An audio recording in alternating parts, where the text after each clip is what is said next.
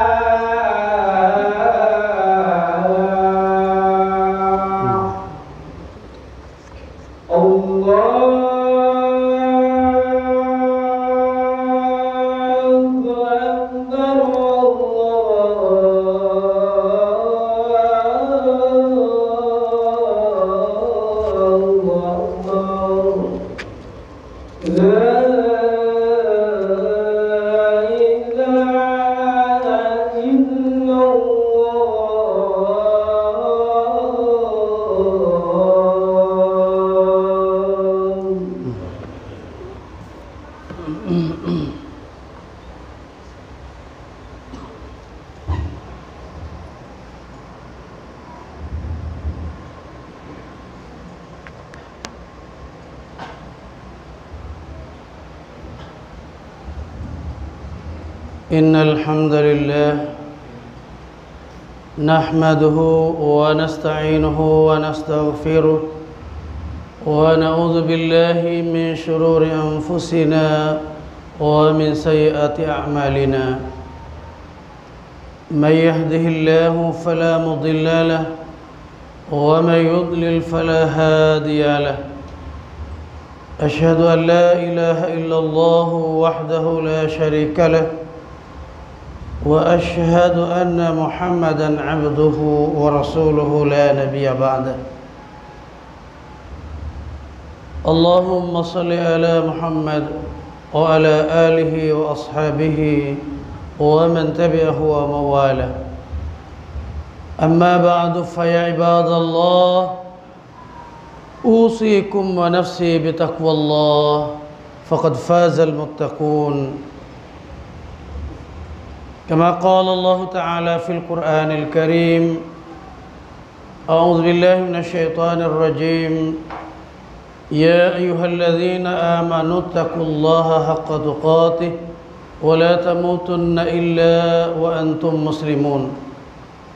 وقال تعالى أيضا: يا أيها الذين آمنوا اتقوا الله وقولوا قولا سديدا يصلح لكم أعمالكم ويغفر لكم ذنوبكم ومن يطع الله ورسوله فقد فاز فوزا عظيما. وقال رسول الله صلى الله عليه وسلم: فإن أحسن الحديث كتاب الله وخير الهدي هدي محمد صلى الله عليه وسلم وشر الأمور محدثاتها وكل محدثة بدعة وكل بدعة ضلالة وكل ضلالة في النار. إخوة الإيمان أعزني الله وإياكم. Ma'asyiral muslimin, sidang Jumat yang sama mengharapkan ridha serta ampunan dari Allah Subhanahu wa taala. Alhamdulillah, segala puja dan puji hanya milik Allah Subhanahu wa taala Rabbul Alamin. Oleh karena itu, hendaklah kita senantiasa memanjatkan puji serta syukur pada Allah Subhanahu wa taala atas limpahan nikmatnya yang tiada terkira banyaknya, terutama nikmat iman, nikmat Islam, dan nikmat ihsan atau nikmat akhlakul karimah. Sehingga dengan nikmat Allah Subhanahu wa taala yang menjadi pokok pangkal dari nikmat Allah Subhanahu wa taala tersebut dapat membimbing kita dengan hidayah Allah Subhanahu wa taala berjalan di atas titian yang lurus, yaitu siratal mustaqim, berupa agama Islam ini. Semoga salawat dan salam Allah limpahkan atas Nabi Muhammad SAW dan orang-orang yang senantiasa mengikuti sunnahnya hingga yaumil qiyamah. Amin ya rabbal alamin. Tsumma usikum wa nafsi bitaqwallah. Kemudian kami berwasiat pada diri kami dan kaum muslimin, marilah kita senantiasa meningkatkan kualitas ketakwaan kita kepada Allah Subhanahu wa taala. Karena takwa itu adalah merupakan perbekalan sepanjang hayat kehidupan kita hingga kita kembali kepada Allah Subhanahu wa taala.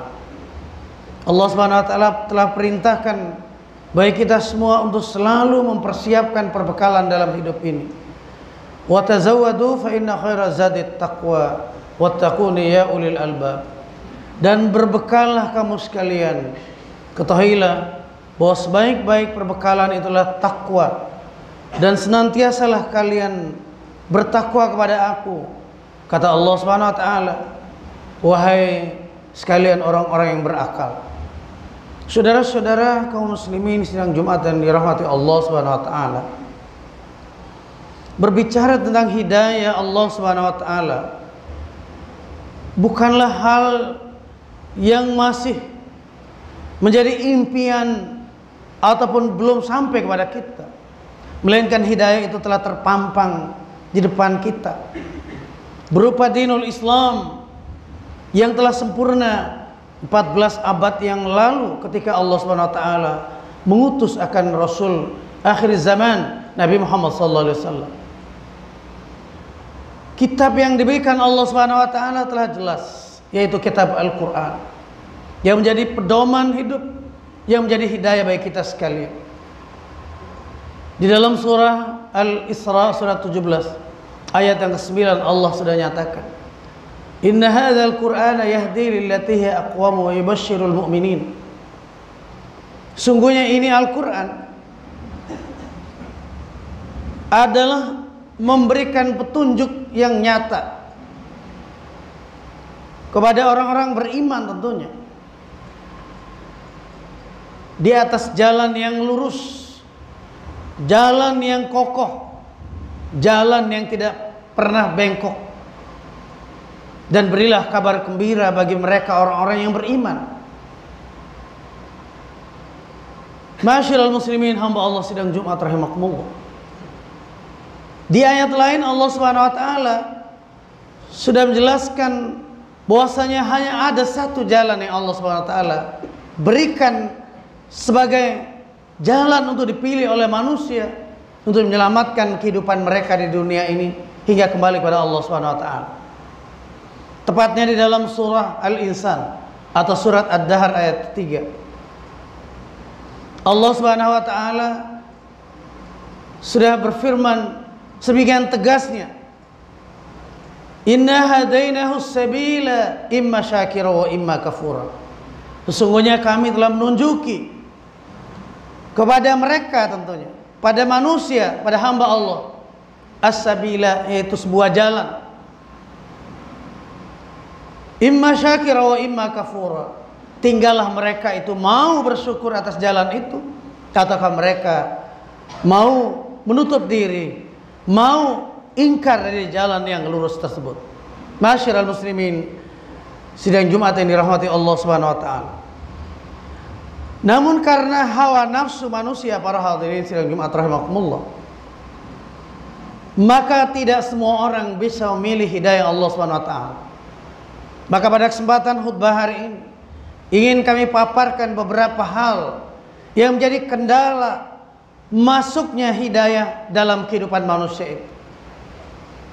Yang pertama adalah ketika manusia berbuat di dalam Islam ini, mereka hanya mengikuti tradisi-tradisi kebiasaan dilakukan oleh nenek moyang mereka.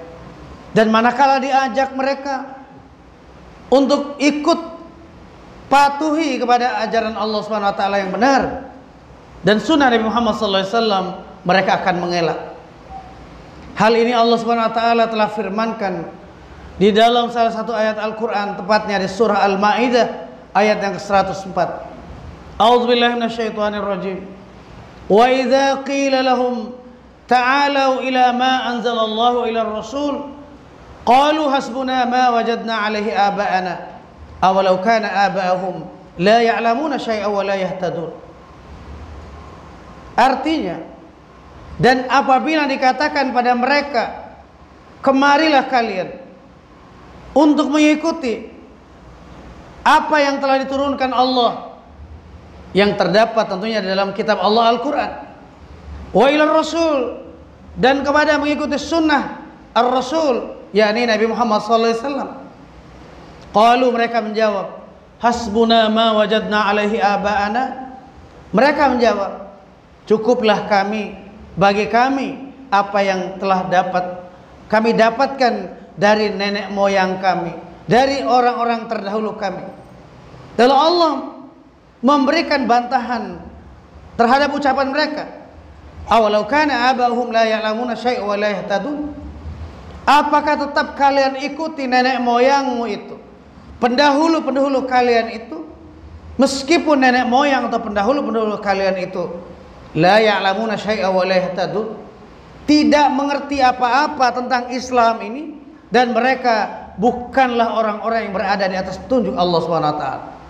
Jadi itulah kaum muslimin sidang Jumat rahimakumullah. Mari kita tundukkan kesombongan dalam diri kita ini. Jangan sampai kita membuang petunjuk Allah Subhanahu wa taala yang nyata di hadapan mata kita demi alasan menghormati leluhur, menghormati orang-orang tua, pendahulu-pendahulu.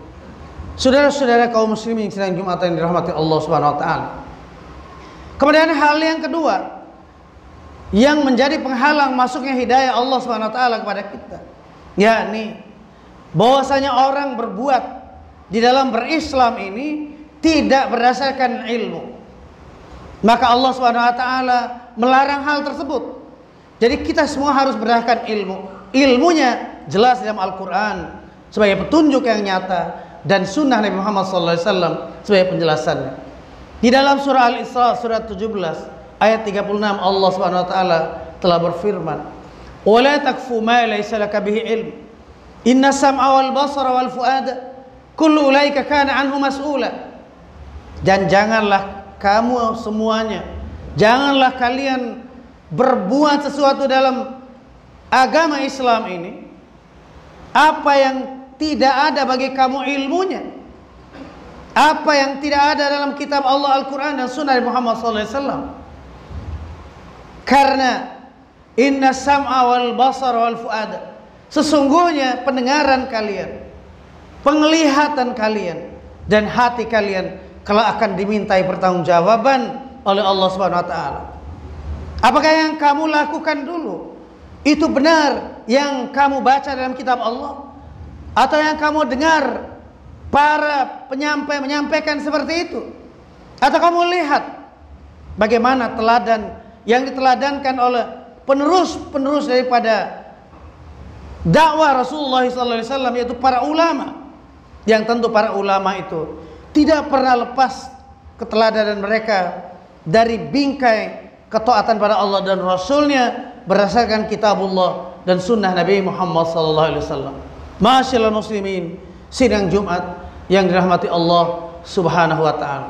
Kemudian hal yang ketiga, penyebab kita sulit menerima akan hidayah Allah Subhanahu wa taala, yaitu ketika manusia bukan melihat contoh yang benar dari dasar kitab Allah dan contoh Nabi Muhammad SAW, akan tetapi lebih mengedepankan demi melihat kebanyakan orang telah melakukannya. Maka Allah Subhanahu wa taala melarang hal demikian itu, sebagaimana Allah berfirman di dalam surah Al-An'am surat yang ke-6 pada ayat yang 116.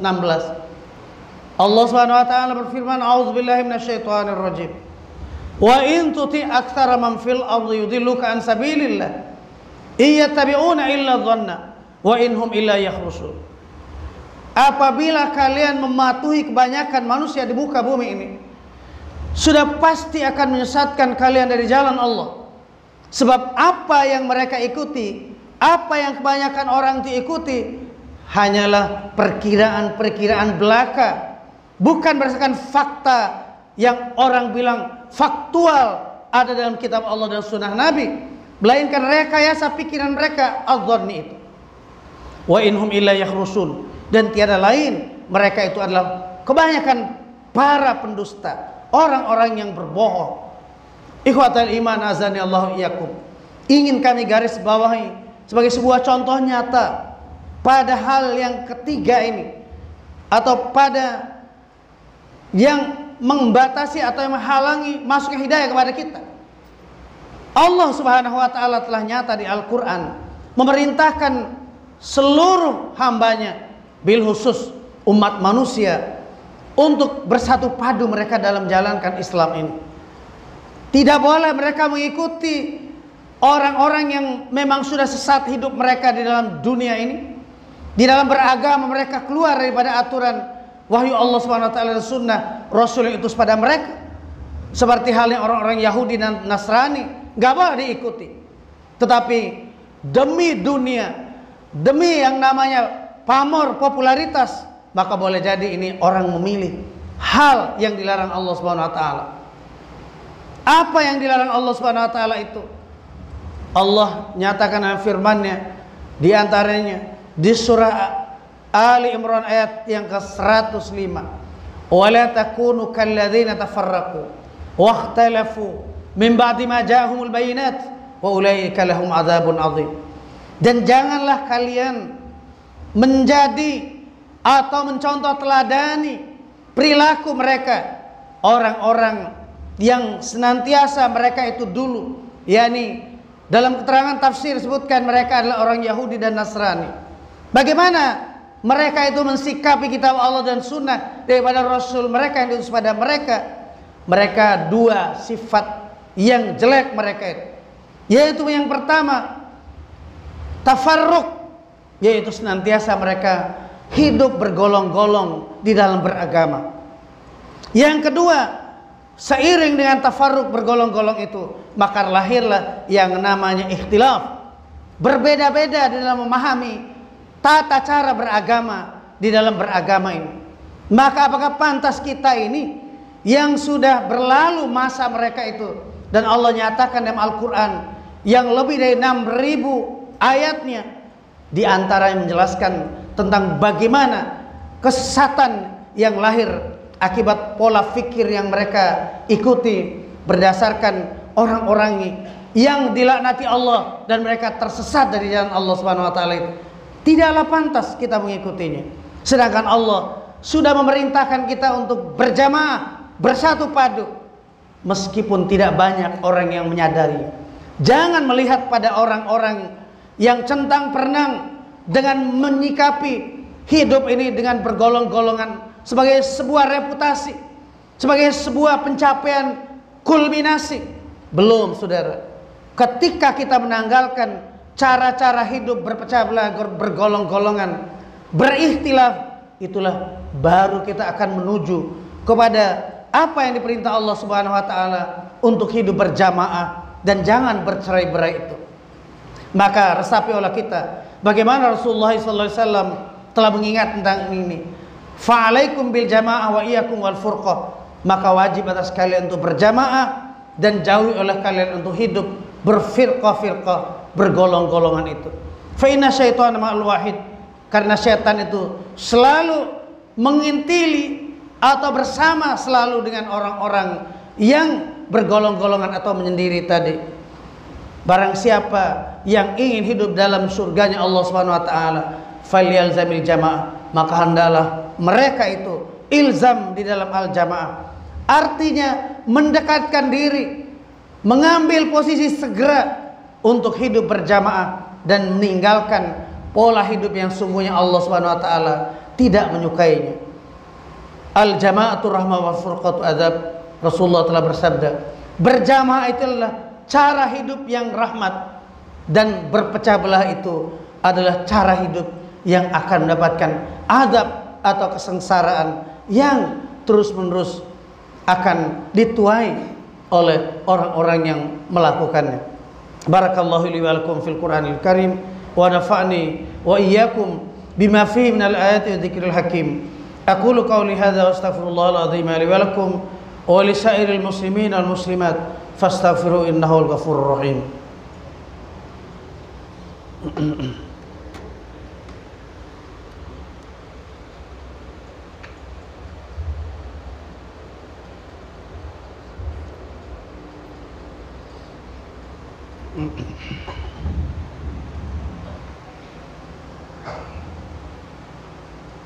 Alhamdulillah hamdan katsiran kama amar. Asyhadu an la ilaha illallah wahdahu la syarika lah wa asyhadu anna Muhammadan 'abduhu wa rasuluhu la nabiyya ba'da. Allahumma shalli ala Muhammad wa ala alihi wa ashabihi wa man tabi'ahu wa mawala. Amma ba'du fa ibadallah, usikum wa nafsi bitaqwallah faqad fazal muttaqun. Qala Allah Ta'ala fil Qur'anil Karim, a'udzu billahi minasy syaithanir rajim. Yauma tuqallabu wujuhuhum fin nar yaquluna ya laitana ata'na Allah wa rasulahu. Ata'na Allah wa ata'na ar-rasul.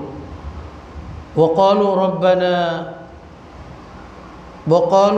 Rabbana inna ata'na sadatana wa kubara'ana fa'adalluna as-sabila. Rabbana atihim dhi'fain minal adzab wal anhum la'nan kabira. Ma'asyiral muslimin sidang Jumat rahimakumullah. Pada khutbah yang kedua ini ada hal yang keempat ingin kami sampaikan terkait dengan yang bisa menghalangi masuknya hidayah dalam kehidupan kita ini. Adalah orang-orang yang telah memimpin tetapi bukan memimpin di atas dasar kitab Allah dan sunnah Nabi Muhammad SAW. Juga orang-orang besar, yang besar mereka itu boleh karena pangkatnya, bisa juga karena harta bendanya. Maka pada ayat Allah Subhanahu wa taala, sebagian dari yang telah kami baca pada muqaddimah khutbah yang kedua ini, tepatnya di surah yang ke-33, surat Al-Ahzab, ayat yang ke-67. A'udzubillahi minasyaitonir rajim. Wa qalu Rabbana inna ata'na sadatana wa kubara'ana fadalluna sabila. Dan mereka nanti di hadapan Allah ketika mereka orang-orang yang tersesat di dunia ini telah melihat siksaan Allah Subhanahu wa taala, lalu mereka berkata, wahai Rabb kami, sungguh kami di dunia telah terlanjur mentaati mematuhi sadatana, yaitu para pemimpin kami, wa kubara'ana, dan para pembesar kami, fadalluna sabila. Lalu mereka telah melakukan rekayasa, telah melakukan segala macam makar upaya sehingga kami tersesat dari jalan Engkau yang lurus. Ya Allah, Rabbana atihim di'faini minal azab wal anhum la'nan kabira. Maka orang-orang yang telah tersesat di dunia, yang sudah sebentar lagi mendapatkan azab Allah, mereka berdoa kepada Allah Subhanahu wa taala, Rabbana atihim di'faini minal azab, wahai Rabb kami, timpakan mereka itu 2 kali lipat dari azab Engkau ya Allah. Wal anhum la'nan kabira, dan laknati mereka dengan laknat yang sangat besar. Oleh karena kaum muslimin, mari kita hanya tunduk patuh dan takut itu kepada Allah Subhanahu wa taala, pencipta jagat raya semuanya, termasuk orang-orang yang kita anggap sebagai orang-orang hebat, orang kuat, sebagai pemimpin, tapi mereka membelot dari aturan Allah Subhanahu wa taala, sebagai orang-orang besar, bukan besar namanya di sisi Allah, tapi hanya dibesar-besarkan oleh manusia sesuai dengan keinginan hawa nafsu mereka, sehingga kita dapat ridho Allah Subhanahu wa taala dan jauh dari kemurkaan Allah Subhanahu wa taala. Maka oleh sebab itu di khutbah yang kedua ini, mari kita bermunajat kepada Allah Subhanahu wa taala. Semoga Allah Subhanahu wa taala bisa memberikan hidayah terus-menerus dalam kehidupan kita sesuai dengan permintaan kita. 17 rakaat setiap hari kita selalu bermohon pada Allah, ihdinas siratal mustaqim, tunjukilah kami ya Allah pada jalanmu yang lurus itu, sebagai bukti bahwa kita ini hamba Allah, lemah tiada berdaya. Bismillahirrahmanirrahim. Alhamdulillahirabbil alamin, wa bihi nasta'inu ala umuri dunya waddin, wassalatu wassalamu ala asyrafil mursalin wa ala alihi wa sahbihi ajma'in. Allahumma ighfir lana wa liwalidina warhamhum kama rabbana shighara. Allahumma ighfir lana wa li ikhwanina alladhina sabaquna bil iman wa la taj'al fi qulubina ghillan lil ladzina amanu rabbana innaka ra'ufur rahim. Allahumma arinal haqqa haqqan warzuqna ittiba'ah wa arinal batila batilan warzuqna ijtinabah. Rabbana asrif anna 'adzaba jahannam inna 'adzabaha kana gharama innaha sa'at mustaqarra wa muqama. Rabbana hab lana min azwajina wa dhurriyyatina qurrata a'yuni waj'alna lil muttaqina imama. Rabbana atina fid dunya hasanah wa fil akhirati hasanah wa qina adzaban nar wa adkhilna al jannata ma'al abrar ya aziz ya ghaffar ya rabbal alamin. Subhana rabbika rabbil izzati amma yasifun wa salamun alal mursalin walhamdulillahi rabbil alamin.